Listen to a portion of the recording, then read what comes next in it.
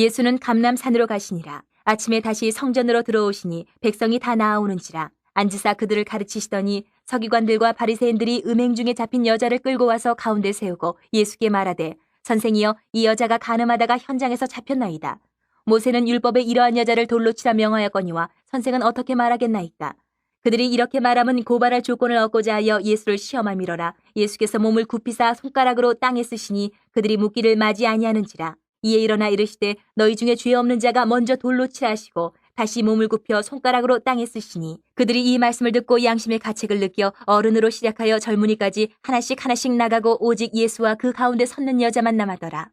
예수께서 일어나사 여자 외에 아무것도 없는 것을 보시고 이르시되 여자여 너를 고발하던 그들이 어디 있느냐 너를 정죄한 자가 없느냐. 대답하되 주여 없나이다. 예수께서 이르시되 나도 너를 정죄하지 아니하노니 가서 다시는 죄를 범하지 말라 하시니라. 예수께서 또 말씀하여 이르시되 나는 세상의 빛이니 나를 따르는 자는 어둠에 다니지 아니하고 생명의 빛을 얻으리라. 바리새인들이 이르되 내가 너를 위하여 증언하니 내 증언은 참되지 아니하도다. 예수께서 대답하여 이르시되 내가 나를 위하여 증언하여도 내 증언이 참되니 나는 내가 어디서 오며 어디로 가는 것을 알거니와 너희는 내가 어디서 오며 어디로 가는 것을 알지 못하느니라. 너희는 육체를 따라 판단하나 나는 아무도 판단하지 아니하노라. 만일 내가 판단하여도 내 판단이 참되니 이는 내가 혼자 있는 것이 아니요 나를 보내신 이가 나와 함께 계심이라. 너희 율법에도 두 사람의 증언이 참되다 기록되었으니 내가 나를 위하여 증언하는 자가 되고 나를 보내신 아버지도 나를 위하여 증언하시느니라. 이에 그들이 묻되 내 아버지가 어디 있느냐. 예수께서 대답하시되 너희는 나를 알지 못하고 내 아버지도 알지 못하는도다. 나를 알았더라면 내 아버지도 알았으리라. 이 말씀은 성전에서 가르치실 때에 헌금함 앞에서 하셨으나 잡는 사람이 없으니 이는 그의 때가 아직 이르지 아니하였음이로라. 오늘 서기관이 바리새인들이 예수님을 죽이려고 함정을 팠습니다.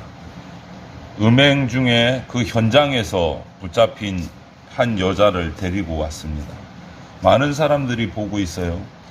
이 여인을 어떻게 할 것인가 예수님 앞에 데리고 나왔어요. 그 여인이 뭐 수치스럽든지 무엇하든지 그거에는 전혀 관심이 없는 거예요. 이 바리새인과 서기관은. 결국은 이들이 관심이 있는 건 뭐냐. 이 여인도 율법에 따라 죽이고 예수님도 죽이려는 생각밖에 없는 거예요. 딱 거기에만 집중이 돼요. 율법에 기록된 대로 하면 음행한 사람은 죽어야 돼요. 형벌을 내려서. 그리고 이 서기관과 바리새인들은 율법을 이렇게 지키는 것이 하나님을 잘 섬기는 것이라고 생각을 했어요. 하나님을 잘 섬기는 게 뭘까? 우리가 오늘 고민을 해봐야 되는 거죠. 서기관과 바리새인들은 생명에 대해서 항상 말씀하시는 예수님 앞에 오늘 음행하는 여자를 데리고 와서 율법에 따르면 죽여야 되는데 어떡할 거냐 도전을 하는 거예요. 예수님이 살리실지 죽이실지.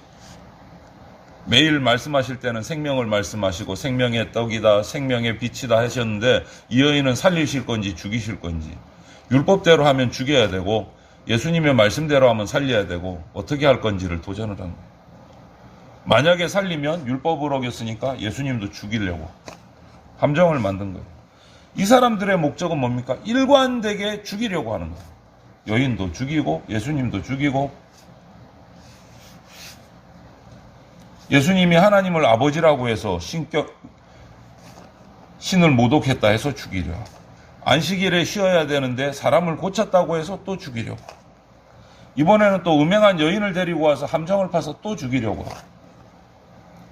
율법을 지킨다는 그 명분 하에 이런 일을 계속 벌이고 있는 거예요. 같은 성경을 봤어요. 이 서기관과 바리새인도 성경을 보았고 예수님도 성경을 가지고 말씀을 하셨어요. 똑같은 성경을 보았는데 이 사람 바리새인과 서기관들은 정죄하고 죽이는 일을 봤고 예수님은 사람을 살리는 하나님의 뜻을 생각을 했어요. 그들은 이 율법을 가지고 공포를 조장해서 다른 사람들을 지배할 방법을 생각합니다. 오늘날 많은 이단과 많은 사이비들이 성경 말씀을 가지고 저주를 선포를 해요. 그래서 공포에 찌들어서 억지로라도 자기의 말을 듣도록 해요. 그것이 지금 서기관과 바리새인들이에요. 사람을 정죄하고 죽이는 것은 하나님의 뜻이 아닙니다.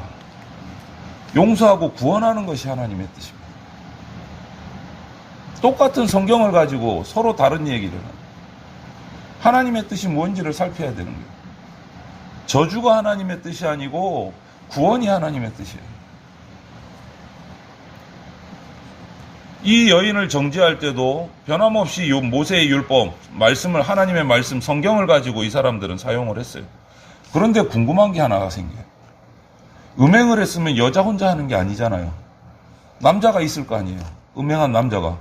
근데 오늘 음행한 남자가 끌려 나왔습니까? 아니요, 여자만 끌려 나왔어요. 그럼 여자만 죄가 있습니까? 율법에? 아니요. 음행한 자는 전부 다 죽어야 돼요.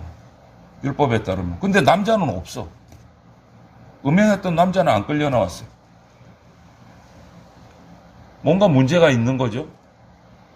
권력이 있는 사람이거나 뭔가 또 편법을 썼거나 빠져나갔다는 거예요. 율법을 가지고 자기 마음대로 자기 기득권을 지키고 권리를 행사하고 공포를 조장하는 모습이라는 거예요. 이거는 하나님을 섬기는 게 아니고 말씀을 가지고 자기를 지키는 거예요. 자기 기득권을 세우는 거예요. 말씀을 이용해서. 하나님의 뜻을 따르는 게 아니다라는 거죠. 이런 위선적인 가면을 안타깝게도 신앙생활을 많이 한 사람일수록 더 많이 쓰는 것 같아요. 저도 마찬가지일 수 있고. 교회 안에서 보이는 모습과 교회 밖의 일상의 삶 속에서 보이는 모습이 다르다는 거예요. 다르다는 거예요. 자신이 쓰고 있는 가면이 정말 자신인 줄로 착각하게 되고 가면을 쓰지 않고 순수하게 살아가는 사람을 정죄하게 된다는 거예요. 너 착한 척 해야 되는데 왜 착한 척 안 해? 너 예수 믿는 척 해야 되는데 왜 믿는 척 안 해? 그러면서 핀잔을 주는 거예요. 여러분, 가면은 벗어야 되는 거지 더 쓰려고 애쓰면 안 된다라는 거예요. 다른 사람을 정죄하지 않고 자신을 돌아볼 때 그 위선의 가면을 벗을 수 있다라는 거예요. 바리새인 서기관들은 그 율법이라는 그것을 가지고 자기가 선한 사람이냐, 율법을 지켜서 하나님을 잘 지키는 사람이냐 가면을 쓰고 있는 거예요. 그러면서 다른 사람들을 정죄하고 핍박하는 거예요. 여러분, 하나님을 잘 섬긴다는 것은 그 정죄의 말씀, 하지 말라는 율법의 말씀을 보면서도 그 말씀 속에 있는 하나님의 뜻이 무엇인가, 하나님의 사랑이 무엇인가를 우리가 발견해내야 되는 거예요. 왜 음행하지 말라고 했을까? 음행하면 죽이라고 한 게 그냥 죽이는 게 목적이 아니고 왜 음행하면 죽이라고 하셨을까? 그 뜻이 무엇일까를 고민을 해야 되는데 그것은 생각도 하지 않는 거예요. 이렇게 말씀을 곡해하고 오해하면 하나님도 오해할 수밖에 없는 거예요. 바로 할 수가 없는 거예요, 하나님은. 하나님께서 생명을 창조하시고 아끼시고 구원하시려는 모습을 보았기 때문에 그 아들 예수님도 이 땅에 오셔서 생명을 살리고 구원하시려고 사역을 하신 거예요. 예수님도 아세요. 음행한 사람은 돌로 쳐야 된다. 율법 아세요. 율법 조항을.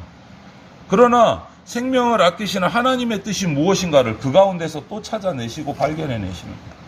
그냥 단순하게 죽이는 것으로 끝나는 게 아니다. 어떻게 하면 율법도 성취를 하고 하나님의 뜻도 성취를 할 수 있을 것인가를 보시는 거예요. 사람들이 그렇게 사랑 없는 모습을 보면서 용서도 필요하고 사랑도 필요하다는 것을 보신 거예요. 여인도 죽이고 예수님도 죽이고 그렇게 하려던 그 바리새인과 서기관들도 십자가의 사랑이 필요하다는 것을 아신 거예요. 우리 성도가 예수님의 모습을 따라가면서 그 사랑의 수고를 하지 않으면 하나님을 바르게 섬기는 성도라고 할 수가 없는 거예요. 오늘 예수님은 그 죽음의 현장에서 생명을 택하십니다. 서기관과 바리새인의 가식을 밝히세요. 죄 없는 자가 먼저 돌로 치라. 죄 없는 자가 먼저 돌로 치라. 생명 없는 그 죽은 마음을 가면 쓰고 있는 그 속마음을 속 내면에 숨겨진 얼굴을 드러내게 하신 거예요. 죄 없는 자가 돌로 치라 이 말씀. 가면을 벗으라는 거예요. 가면을 벗고 누가 죄 있는 자고 누가 죄 없는 자인지 살피고 죄 없는 사람이 죄 있는 자를 치라라고 말씀하죠. 가면을 벗으라는 거예요. 진짜 사랑을 이루시는 거예요. 이것이. 우리는 정죄를 그치고 지체들을 욕하고 지적하고 저주하는 정죄를 그치고 종교적인 이름 위선적인 가면을 벗고 사랑을 위해서 수고해야 됩니다. 그것이 하나님을 바르게 섬기는 것이고 예수님이 말씀하신 빛의 역할을 하는 거예요. 그럼에도 불구하고 바리새인들은 예수님을 의심하잖아요. 네가 하는 말을 우리가 어떻게 믿겠느냐. 지금까지 그렇게 계속 해오잖아요. 그때마다 예수님이 하신 말씀이 뭡니까? 메시아를 증거하셨어요. 지금까지 요한복음 계속 그것을 증거해 오셨잖아요. 예수님이 증거하는 이유가 참이라는 걸 못 믿겠다는데 참이라는 이유도 말씀하시잖아요. 항상 불신하고 의심하는 그 바리새인 서기관들에게 하나님 아버지도 나를 증거하고 계신다. 신명기 19장 15절 말씀 율법이잖아요. 증언은 반드시 두 사람의 증인에 의해서 확증되어야 참된 증언이다. 이거 율법이란 말이에요. 예수님이 증언하시고 아버지 하나님이 증언하시니까 이건 참이다. 그래도 안 믿는 거예요, 이 사람들. 여러분 똑같아요. 세상이 우리 성도들에게 끊임없이 질문합니다. 네가 진짜 하나님의 자녀냐? 증거가 뭐냐? 우리에게 계속 던지는 거예요. 네가 진짜 그리스도인이야? 하나님의 자녀야? 증거가 뭐냐? 여러분 우리가 하나님 자녀된 증거가 뭡니까? 대답할 수 있어야 돼요. 우물쭈물하시면 안 돼요. 예수님처럼 대답하셔야 돼요. 예수님처럼.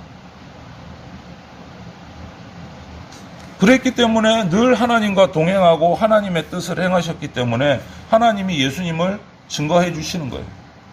방법은 똑같아요. 우리도 내가 성도라면 내가 하나님의 자녀고 하늘의 백성이라면 세상의 가치를 따라서 살아가는 게 아니고 내 욕심을 따라서 살아가는 게 아니고 그렇게 살아가면 하나님의 자녀라고 내가 당당하게 말할 수가 없어요. 그거는 세상 사람들의 질문에 내가 지는 거예요. 예수님처럼 예수님을 본받아서 하나님 말씀 안에 거하고 하나님 말씀 따라 생활하고 하나님의 뜻을 이루는 삶을 살아갈 때 그 사람들이 세상이 질문하면 나는 하나님의 자녀다 말할 수 있는 거예요.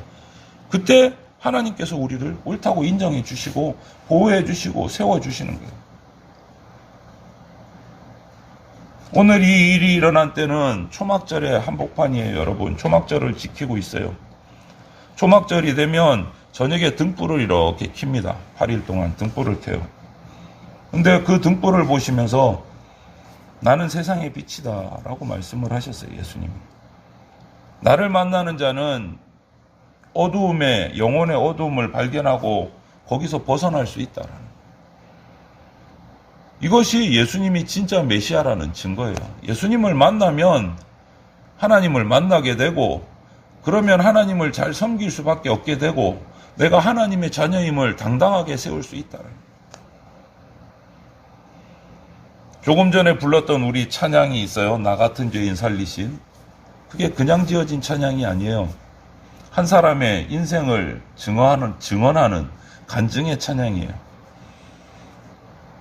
노예 상인이 있었습니다. 존 뉴턴이라는 노예를 팔고 사는 예전에 중세시대에. 바다 한가운데서 그때도 노예를 태우고 노예를 싣고 팔기 위해서 바다로 나갔어요. 폭풍우를 만났습니다. 도저히 안 되고 배가 깨어져 갑니다. 이제 죽기 일보 직전입니다.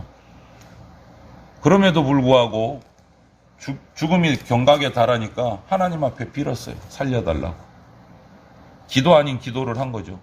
그런데 그 기도를 진짜로 하나님이 들으시고 기적적으로 건져주셨어요. 살려주셨어요. 이 뉴턴을 살려주셨어요. 그리고 예수님을 복음을 듣게 해주셨어요. 은혜를 부어주셨어요. 말씀이 믿어지는 거예요. 뉴턴이. 그렇게 예수님을 만나고 예수님의 말씀이 믿어지고 나니까 더 이상 사람을 팔고 사는 이 노예상인이 잘못이라는 걸 알고 내가 그것을 더 할 수 없다는 것을 느끼는 그러면서 살 수는 없겠다라는 걸 깨달았어요. 오히려 자기 지금까지 노예상인으로 많은 사람들을 팔고 사고 죽이고 했던 그 모든 것들이 너무 악한 것이 드러나니까 한없이 회개하고 용서를 구하고 주님 앞에 엎드렸어요. 그러면서 자신의 그 잘못들, 그럼에도 불구하고 자신을 구원해 주신 하나님께 감사하면서 글을 썼어요. 그것이 금방 우리가 찬양드린 나 같은 죄인 살리신 거예요. 나 같은 죄인 살리신. 노예상인이, 한때 노예상인이었던 사람이 하나님을 만나고 예수 그리스도로 변화되고 나서 쓴 찬양이에요. 이 찬양이 수많은 언어로 번역이 돼서 지금 우리 한글 찬송가에도 들어와 있는 거예요. 하나님의 자비를 증언해 주는 거예요. 하나님의 사랑을 증언해 주는 거예요. 노예상인이요, 죽여도 누가 아무도 뭐라고 할 사람이 없는 거예요. 얼마나 많은 사람들을 팔고 사고 죽였겠어요. 그럼에도 불구하고 하나님이 그 사람을 살리시고 변화시키시고. 여러분, 이런 삶의 변화가 예수 그리스도의 말씀이 진짜 진리라는 것을 확증해 주는 거예요. 확증해 주는 거예요. 사람이 안 변한다. 사람은 절대 안 변한다. 그렇지 않아요. 변해요. 어떻게 변합니까? 하나님 말씀으로 변합니다. 변하지 않는 이유는요, 말씀을 제대로 몰라서 안 변하는 거예요. 말씀을 제대로 몰라서 안 변하는 거예요.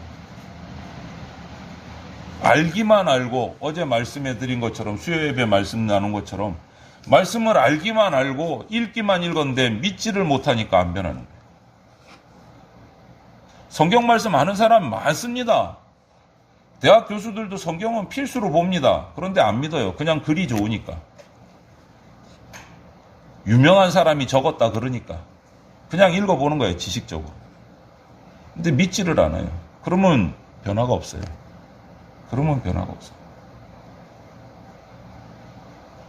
믿고 체험해야 변화가 있어요.